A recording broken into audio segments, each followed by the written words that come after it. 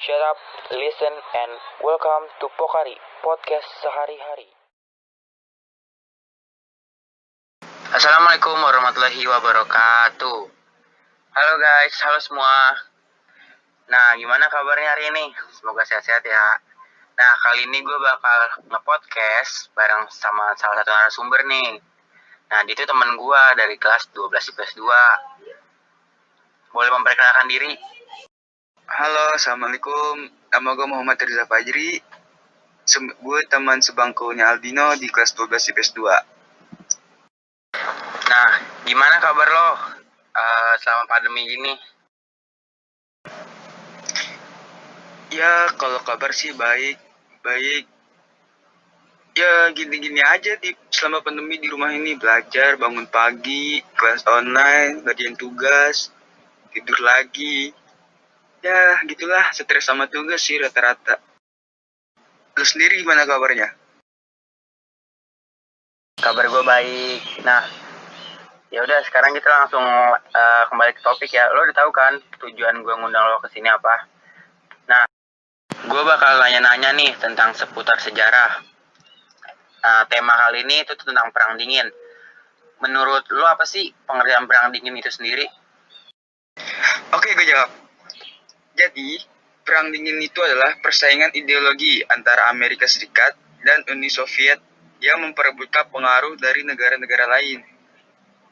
Namun, Perang Dingin itu nggak seperti perang pada umumnya. Perang Dingin itu tidak melibatkan serangan-serangan militer. Perang Dingin itu bersaing dalam politik, ekonomi, dan propaganda. Nah, berarti perang dingin itu nggak pakai senjata dong, berarti kan? Nah, pasti sebuah kejadian tuh terjadi karena pasti ada sebuah faktor kan. Nah, menurut lo apa sih faktor yang melatar belakangi atau faktor-faktor apa aja yang bikin terjadinya perang dingin ini? Oke, jadi faktor dan penyebab munculnya Perang Dingin itu yang utama perbedaan paham atau ideologi di antara kedua negara itu, di mana Amerika menganut paham demokratis dan kapitalis, sementara Uni Soviet dengan paham komunis dan sosialis. Selain itu, Perang Dingin juga muncul karena keinginan kedua negara itu untuk berkuasa. Nah, jika kita kaitkan nih sama Indonesia, sebenarnya Indonesia itu lebih berpihak ke mana sih? Atau Indonesia berpihak ke pihak yang mana? Terus apa aja sih peran Indonesia dalam perang dingin ini? Oke, jadi bisa gue katakan Indonesia di sini berpihak netral. Itu yang artinya tidak memihak antara dua belah pihak atau kedua negara tersebut. Kalau untuk peran Indonesia dalam Perang Dingin, jadi gue jelasin dulu ya.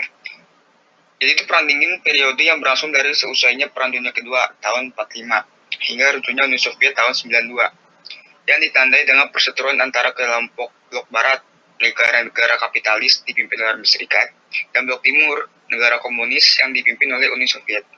Nah, dalam periode ini, Indonesia menjalankan politik bebas untuk ikut serta berkontribusi pada perdamaian dunia. Nah, dari penjelasan tersebut, peran Indonesia dalam Perang Dingin itu yaitu antara lain, satu, menyelenggarakan konferensi Asia Afrika. Yang kedua, ikut aktif dalam organisasi internasional. Yang ketiga, ikut serta membentuk ASEAN. Empat, ikut serta dalam misi penjaga perdamaian PBB. Yang kelima, membantu memediasi berakhirnya konflik internasional. Untuk perang dingin sendiri itu pasti nggak mungkin hanya Amerika Serikat sendiri dan Uni Soviet kan, pasti ada negara bagian-bagian lainnya yang ikut serta dalam perang dingin ini. Itu negaranya siapa aja sih? Nggak hanya Amerika Serikat dan Uni Soviet aja yang terlibat dalam Perang Dingin. Jadi bisa gue sebutin begini. Negara-negara yang terlibat Perang Dingin adalah negara blok komunis, yaitu yang terdiri dari Uni Soviet, RRC, Yugoslavia, Vietnam Utara, Korea Utara, Jerman Timur, negara-negara Eropa Timur, Kuba, dan masih banyak lainnya. Dari negara-negara itu melawan negara blok kapitalis yang terdiri dari Amerika Serikat, Inggris, Taiwan, Korea Selatan, Vietnam Selatan, negara-negara Eropa Barat, dan masih banyak lainnya. Nah, pertanyaan terakhir nih. Kan Indonesia juga berperan aktif kan dalam perang dingin ini kan, seperti konferensi Asia Afrika. Pasti itu juga dalam perang dingin itu membawa dampak bagi Indonesia. Apa sih dampak yang ditimbulkan dari perang dingin untuk Indonesia itu sendiri?